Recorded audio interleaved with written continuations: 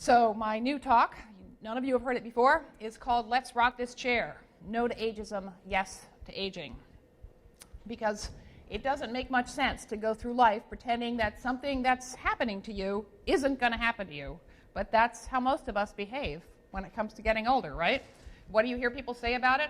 Well, it beats the alternative. Well, think about what that old saw actually means. The only thing worse than being old is being dead. I used to feel that way too.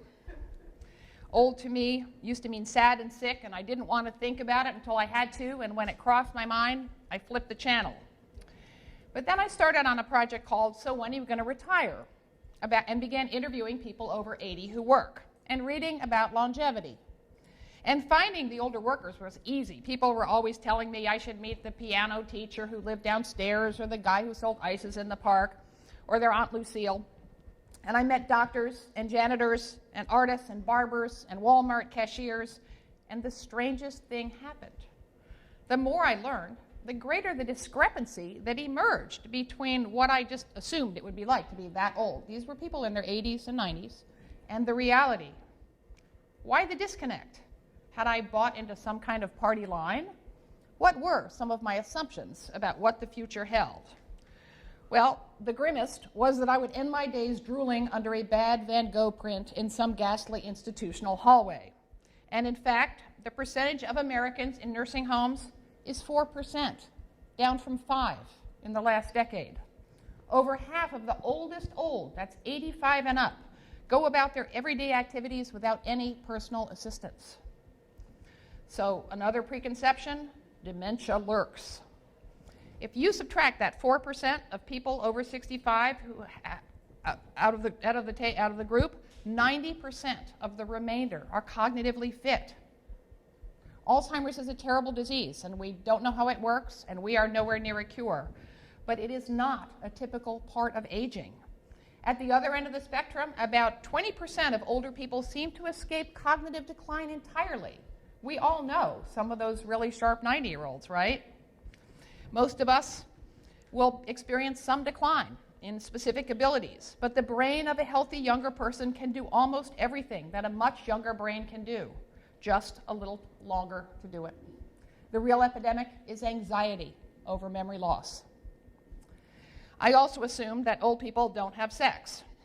Sexual activity does tend to decrease with age, but my 74-year-old friend Robin is having the best sex of her life, and she is not an anomaly.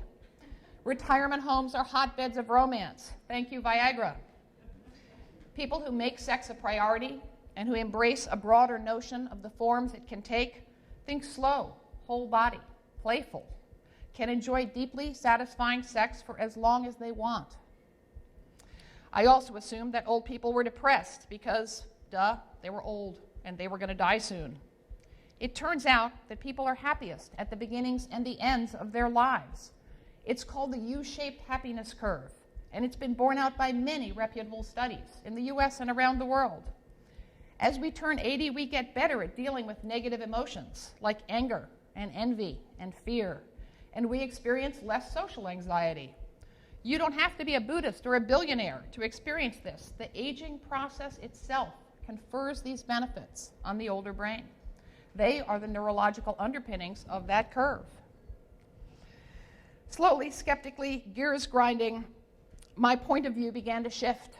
I realized that old age was almost certainly going to be different and way better than the grim slide into depression, diapers, and puffy white shoes of my nightmares, although I have to admit I am still worried about the shoes and having stuff stuck to me. So why the disconnect? How come these facts take so many people by surprise? Because of ageism. Treating people differently because of how old we think they are. It is the last socially sanctioned prejudice. Sexist or racist comments no longer get a pass, but who even blinks when older people are described as foolish or feeble or even repulsive? We experience ageism every time someone assumes that we're too old for something, a task, a relationship, a haircut, instead of finding out who we are and what we're actually capable of.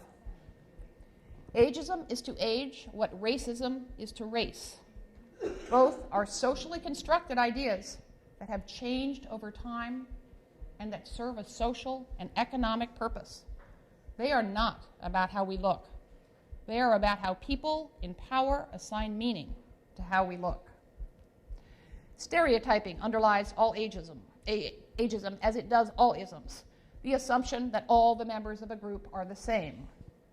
It's ageist to assume that all olders are frail or wise, or that kids are like that. Ageism cuts both ways. It's why people think everyone in a retirement home is the same age, old, even though residents can span 4 decades. Can you imagine thinking that way about a group of people from 20 to 60 years old? It's why the last box on those marketing checklists, you know, they go like 18 to 26 and then 27 to 30, whatever. It's 65 and up, as though everyone over 65 buys the same things and does the same stuff. Stereotypes are always a mistake, but especially when it comes to age, because as the years pass, we grow more different from one another. It's why geriatricians say if you've seen one 80-year-old, you've seen one 80-year-old. People aren't born ageist, but it starts in early childhood, around the same time that attitudes around race and gender start to form.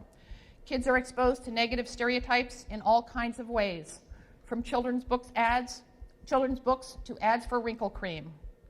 Older people can be the most ageist of all because they've had a lifetime of exposure to those stereotypes. Like everyone else, I internalized those prejudices without realizing it. I had to acknowledge and confront them and stop colluding. Senior moment quips, for example, I stopped making them when it dawned on me that when I lost the car keys in high school, I didn't call it a junior moment. You hear people say, I don't feel old all the time, right? What they mean is, I don't feel ugly, or useless, or helpless, or any of the other bad things for which old has become an all-purpose placeholder. We experience these emotions all life long. They're not a function of age. We are all worried about some aspect of getting old, whether of running out of money, or getting sick, or ending up alone, and those fears are legitimate and real. But it never dawns on most of us that the experience of reaching old age, or middle age, or even just aging past youth can be better or worse depending on the culture in which it takes place. And this one is grotesquely youth-centric. Not that ageism discriminates.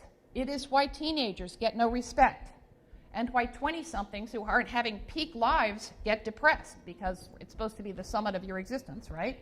And why 30-year-old women freak out about being over the hill, and why 40-year-olds can't get job interviews. Ageism affects everyone. Ageism feeds on denial, our reluctance to admit that we will get old, that we are all aging. That's what was going on after Diana Nyad's heroic swim from Cuba to Florida, when a TV reporter described her as 64 years young. It's denial when old pals cringe at public mention of how long they've known each other, instead of delighting in it. It's denial when people bridle at being politely offered a seat on the bus. It's denial when we snap up products that tout their anti-aging properties or say they'll make you ageless. Aging means living, and living means aging. If you're not aging, you're dead. This denial blinds us to ageism in ourselves and perpetuates it in 1,000 ways. When we see people as other than us, as different, whether other color, other nationality, other religion, their welfare seems less of a human right. It's why 5 out of 6 cases of elder abuse go unreported. We don't talk about elder abuse. Neither do many victims, who are embarrassed by their vulnerability and ashamed to ask for help and think they may not deserve it. That is internalized ageism. When labels are hard to read, or handrails are missing, or containers hard to open, we think, I should be more limber, or stronger, or better prepared. We think these obstacles are our fault, instead of the result of crappy design or lousy public policy. These transitions of our bodies are natural. Aging is an accomplishment.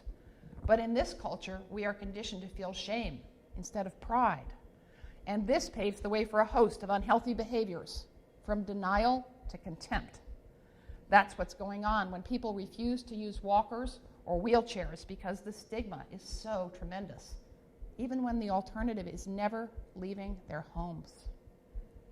We blame our own aging, our own failure to age successfully, instead of blaming the ageism that makes these natural transitions shameful and the discrimination that makes these barriers acceptable. Where's my juice? It is not loving a man that makes life harder for gay guys. It's homophobia. It's not having a vagina that makes life harder for women. It's sexism. And it is not the passage of time that makes aging in America so much harder than it should be. It is ageism. But until feminism taught them new scripts, women blamed themselves for their second-class status instead of systematic discrimination. There is enormous overlap between ageism and sexism, surprise. Also with ableism, discrimination against people with disabilities.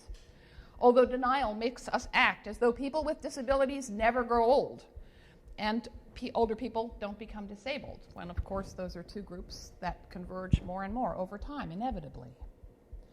The more clearly we see these social forces at work in ourselves and in the world at large, the easier it is to envision more positive, alternative, more accurate narratives.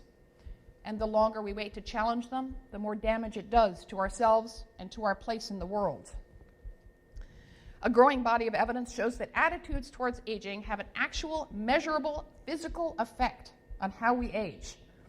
There's no inherent reason for the effect to be negative, but an ageist culture tells us that wrinkles are ugly, and that old people are incompetent, and that it's sad to be old. When we assimilate these stereotypes, they become part of our identity, and this influences how our brains and bodies actually function. In one experiment, social scientists primed a group of college students with negative age stereotypes, words like forgetful, Florida, and bingo, that they flashed on a screen too briefly for the people to be consciously aware of. And then the students afterwards walked to the elevator more slowly than a control group. College kids. Imagine the effect on older people for whom the terms are more relevant, and thus more likely to become self-fulfilling prophecies. People with more positive feelings about aging behave differently from the ones convinced that growing old means becoming irrelevant and pitiable. They do better on memory tests and have better handwriting. They can walk faster and are more likely to recover fully from severe disability. And they actually live longer, an average of 7.5 years longer. Everyone agrees that health has the biggest effect on how we age and how much it costs to get older.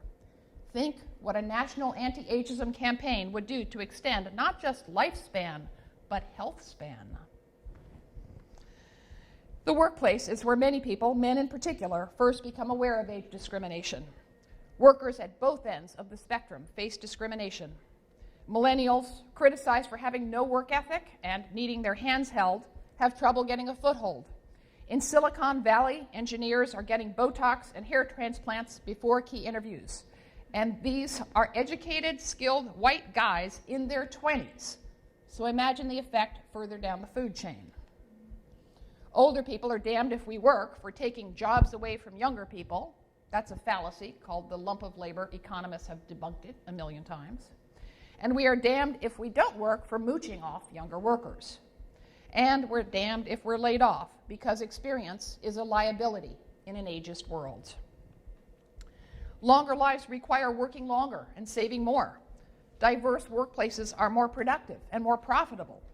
And yet age discrimination in the workplace is on the rise. Workers at the top of their game find themselves being unceremoniously shown the door, perhaps after being treated differently from younger employees or excluded from a key meeting or maybe not given a training opportunity. It is incumbent on us to keep up with technology and social media, thank you, Senior Planet, and to keep an open mind. Your boss may be young enough to be your grandchild, but that doesn't mean she has nothing to teach you. It's just as important to call out discrimination when we encounter it and to question the reasons employers use to justify it. That older workers are less productive, less dependable, less committed, less teachable, or less creative, to name a few. Not one of these stereotypes is true. Yeah, I mean, in any way. They're And in fact, older workers tend to trump younger workers, although I don't like to put it that way. But there's no basis for them whatsoever. Push back, and we transform the landscape into a more equitable one for workers of all ages. It won't be easy, but the notion of retirement is already in radical transition. The more flexible arrangements required by older workers also benefit students, families with young kids, and caregivers. It drives me nuts when some clown calls me young lady and expects me to feel complimented, but I didn't know why until I started thinking deeply about it. Because it's embarrassing to be called out as older until we quit being embarrassed about it. And it's not healthy to go through life dreading our futures. Everyone wakes up a day older.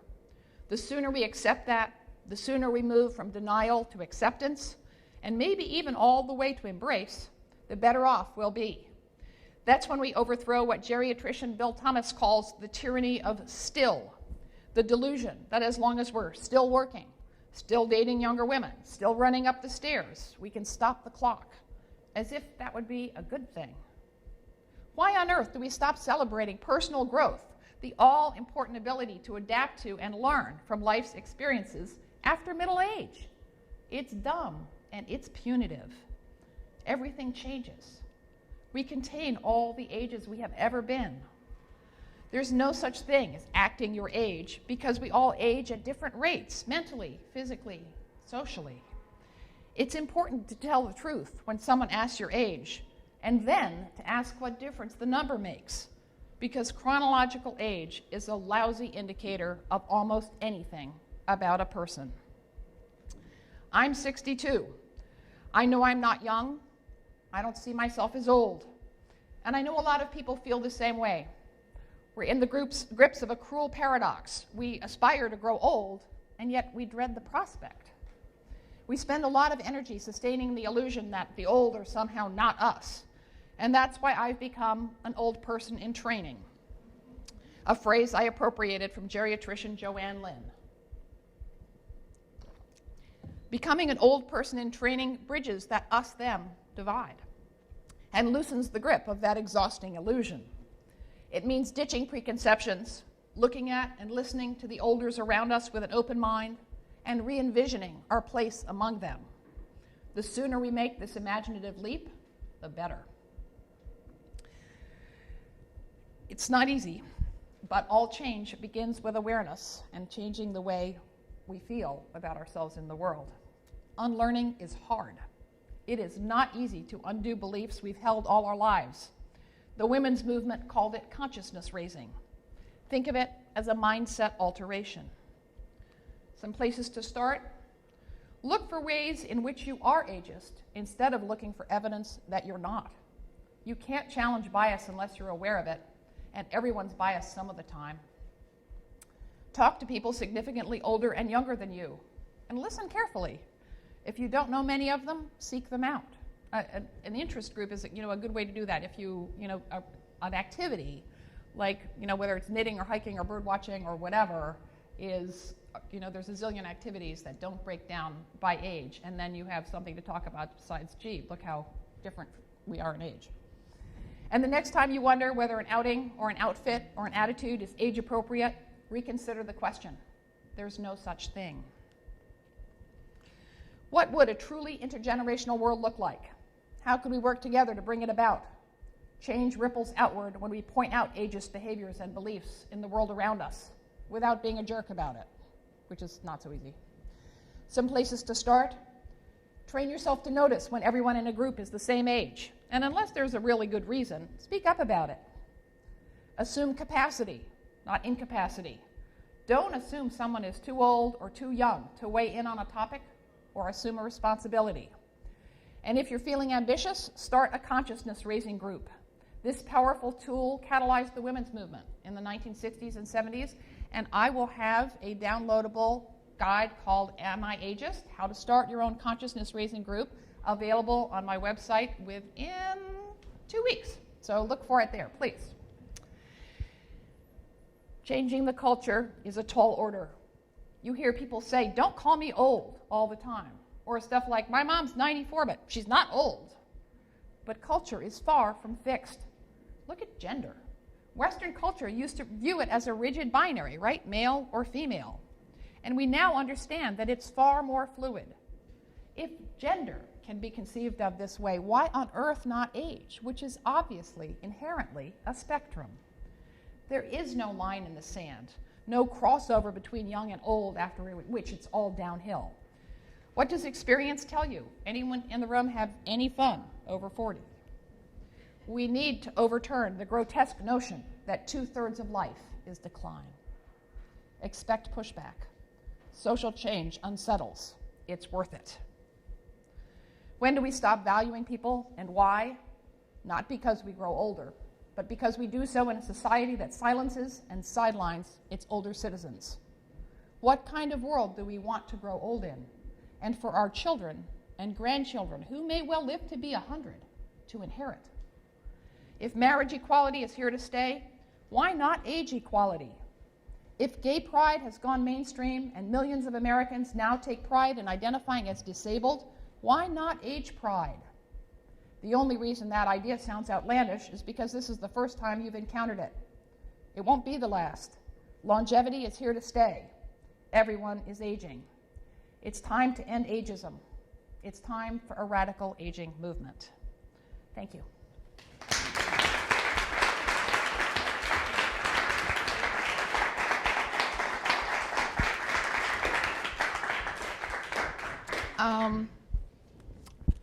I have some cards here. I don't know if there's enough for everybody, but I'll throw them out there. I have a mailing list sign-up sheet. Thank you very much. I swear I only send an email out every couple of months, and they're really witty and funny. So please sign up if you want to hear what I'm up to. And if you haven't, I'd love, you're welcome to ask me questions. I'd also just love comments from something that struck a nerve or something you thought was all wet or, something that had value for you. Yes, I have my shills in the front row. Yes, miss? The whole dementia thing, I was really surprised. Can you hear? Do we want to? I was really surprised Hold on. by the slide at the beginning of your talk. I was surprised by the slide you put up at the beginning of your talk that said only 4% of the population. Well, that was... No, it's 4% in nursing homes. But 90% of people do not experience dementia.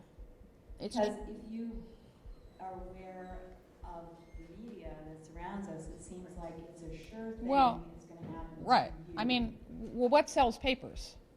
Right? Alarmist scenarios. And also, there is an enormous industry around... Is this working? Can you hear me? Where is this? There is an enormous industry around medicalizing old age in general and Alzheimer's in particular, and it is almost everyone's worst fear. It is certainly my worst fear. And it is almost certain that, most of us aren't going to be in that lucky 20% that experiences no decline. But we are going to slow down in lots of ways. The point is that this massive middle middle area doesn't get in the way of most people continuing to function in the world and live independently. But we pathologize even the slightest change and try and sell medications and sell fear so that people are paralyzed. And it's true. There will be cognitive loss for most of us, but not crippling. The population in nursing homes has extremely high incidences of dementia. That is true, because people do cease to be able to take care of themselves. Yeah? Actually, there's a tremendous amount of ageism just around Hillary running. We're different generations. The person from yesterday is talking about bringing on yesterday. This is a tremendous advantage now for us to put forth non-ageism. Yeah, what you see around Hillary is, of course, ageism combined with sexism. I love the way she's referred to as a grandmother. What does her reproductive status have to do with her ability to run the country?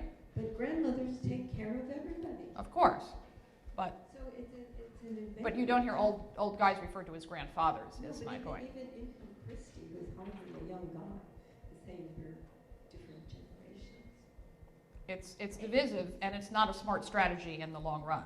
What she's getting at, I think, is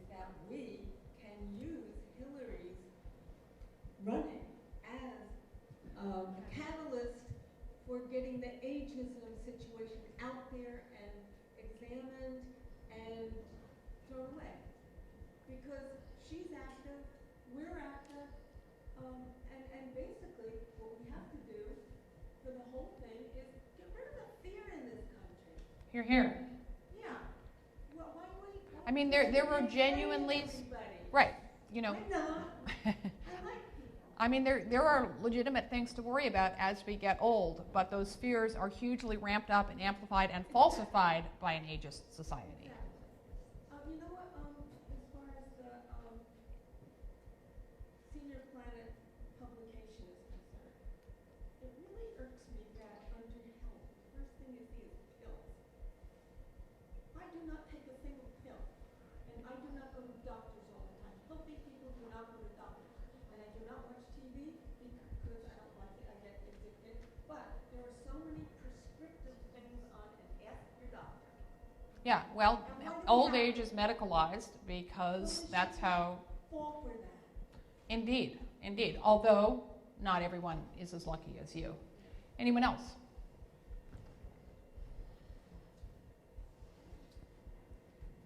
I had this thing happen last week. It happens quite a bit. Hold the mic right up.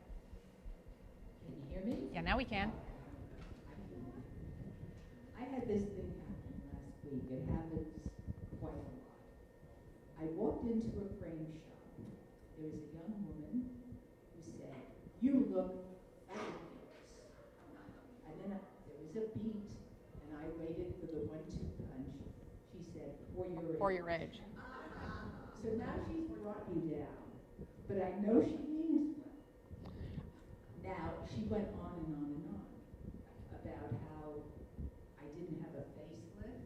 So now I'm thinking, I'm sorry. oh, I must look really wrinkled. She noticed that I didn't have, in other words, she progressively brought me down.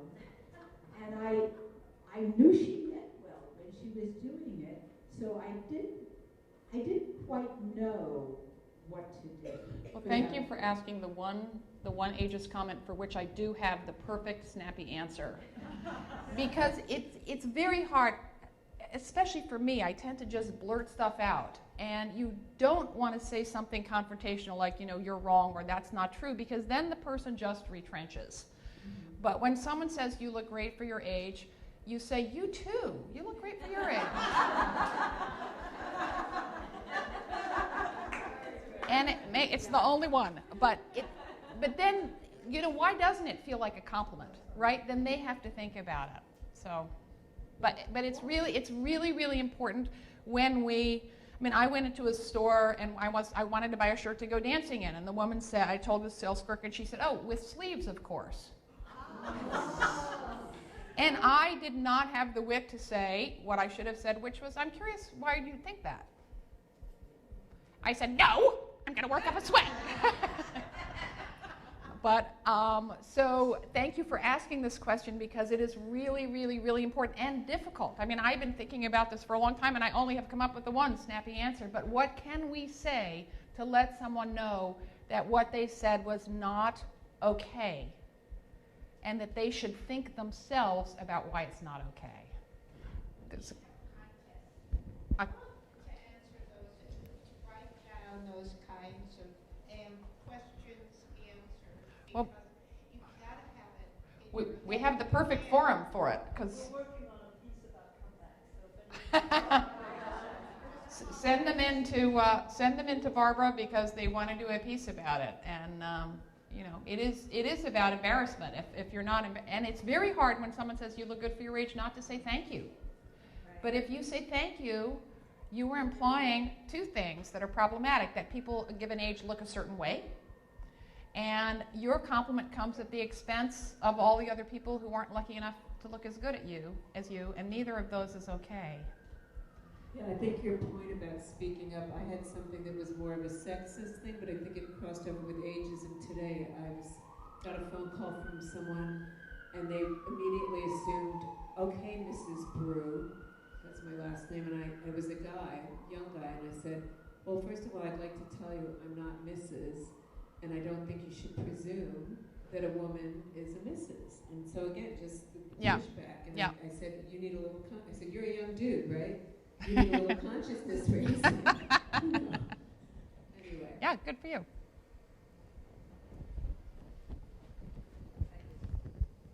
Yeah, I follow everything that you and Alice Fisher and the Great Panthers do, and I think it's terrific. And you used the expression before that we need a national anti-aging campaign. Are you all working towards that? What can be really done about that to make this a in-your-face, continual message? You can't just give it once and think it's going to work. Well, those of you who are in New York, there is a group called the Radical Aging Movement that is doing a bunch of age cafes and workshops. So go onto their website, and I'm on the steering committee, and check out what we're up to. And you know, I think honestly the most important thing you can do is to start a consciousness raising group, which is a serious endeavor. You know, to meet with a group of people, a dedicated group of people for, you know, every 2 weeks at least for a long time, and really go deep into where our own stereotypes and prejudices come from. And because that's how it's through that process that you realize that things that you thought were your personal problem or your personal issues are not. They are the product of social structures. And then that's when you start to see what you can do as a group, whether your own group becomes a movement needs 1 million groups. So then each consciousness raising group ideally becomes a cell, if you will, that is in a position at minimum to see ourselves differently in the world, and ideally to start a campaign, critique an ageist ed campaign, start a march, whatever it is. You know, opportunities will come to us as they come up in society, and I think they're going to come up more and more often. I mean, there's no question that ageism is rising more in public awareness. It's following up on that appearance of aging. One thing is, I think if I look at some of my women friends, they're unhappy with the way they look as they get older. And it's sort of like, okay, there's a certain investment in your appearance, but what he's saying is that when you get older, you lose your attractiveness, not it's just necessarily to other people, but to yourself. And that's tough to deal with. And the other thing I wanted to mention is the notion of age-appropriate clothing. And, you know, you get a lot of variety there. I feel as though at least now I've earned the right to wear what I want, whatever anybody else thinks, whether I should be covered up more or it's too sexually, whatever. You know, those are the stereotypes. They are. That, you know, when you reach a certain age, this is what you wear, you know. But I think, so those two things, their clothing and then women's sense of themselves, so centered on their appearance. Well, it starts at, age 3 or 4? I mean, little girls are sexualized from the get-go, and then they're ushered over the hill about 2 decades later. And the reason is because we live in a capitalist country, and if we problematize, women taking engagement ring pictures, women in their 20s are spending thousands of dollars getting their hands plumped and filled so that their photograph of their hand in their 20s looks appropriately youthful. So, but it starts in our own self-esteem. You know, the sexiest thing in the world is confidence, right? And so if I think it is an enormously difficult imaginative act, but we can do it, to look at the wrinkles in our face and remember how we got them, and remember, you know, all the memories and shared stuff, and instead of feeling shamed about it, see beauty. We see beauty in lots of other old things, right? So why should we exempt ourselves? But it starts in ourselves of being more forgiving and not buying into this whole consumer culture that age, you know, this false youthfulness should be the ideal, because it's not attainable. Sooner or later, no matter how many facelifts you have, shit's going to sag. And it's going to be a lot harder if you have spent all this energy investing in this sort of fraudulent denial. Just wondering whether it might be useful for us to start with our own kids. I had never had that thought before listening to you, but I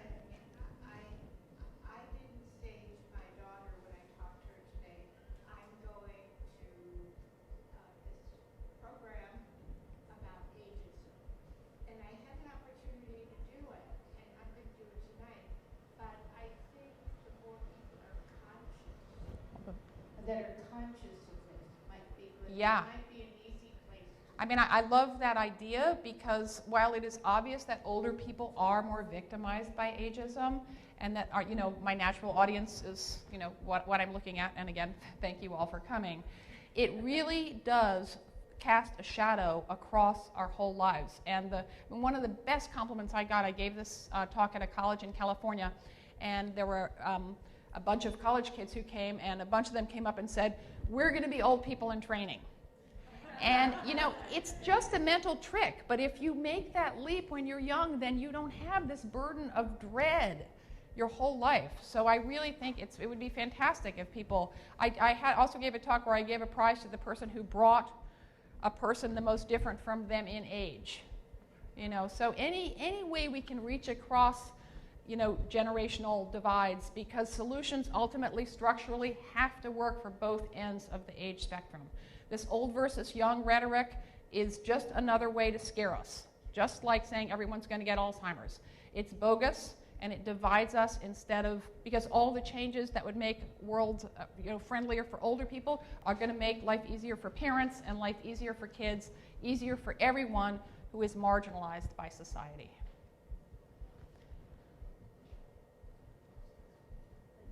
I think we should call out all the advertisers, et cetera, who Do make it. everything out to age, 21 to 24. Yeah.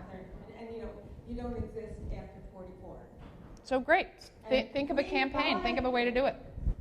You do buy things. Oh, yeah. So you don't stop buying things when you hit a certain age. And you don't only buy laxatives. Yeah. I do. I should mention that I have, This Chair Rocks is my main blog, and if you want the sources for any of my research that you heard, it's there. Yo, Is This Ageist is a question and answer blog because there's a fantastic blog called Yo, Is This Racist, which is just brilliant and savage, and I love it. And the reason he started it was because we're nervous talking about race, right? Everyone's awkward, and it is literally a place where you can send in a question and say, is this racist? And the answer, as you can imagine, is usually expletive yes. But I started Yo, Is This Ageist in imitation because I think a lot of times people don't know whether something is ageist, something they heard or said or did or overheard. So if you want some examples, check it out. I promise it's funny. And if you encounter something, send it in to me, and then I'll agonize over a smart and witty answer. Let's take a few more, and then we can all go out in the rain and drink. One more there. Yeah. I think that there are very few role models for getting older because everybody is getting facelifts and getting their wrinkles erased, so we don't really see real faces. Well, there's Patti Smith and Joni Mitchell. Okay. And, they're there. I mean, even Madonna has been a lot in the news, and she has, she is clearly an example of denial in an extreme form in one sense, but on the other hand, she is out in the airwaves saying, you would never mock me for my race or my sexual orientation. Why is it is not okay to mock me for my age? So even she is, because she gets so much shit because she's sexual. And that is, as you pointed out, a double whammy. So I give her a lot of credit in her way. And I think, what we can do is to look for people who haven't had work done and who do embrace what they are, and call them out. And when magazines do stories about them, write in. If you see newspapers and magazines doing stuff you don't like, call it out. We've got to get vocal about it. And support older people. Support older celebrities. Yeah. To a movie or whatever. Go to their Yep, movie. that's true too. And use your purchasing power too. Thank you so much, everyone, for coming.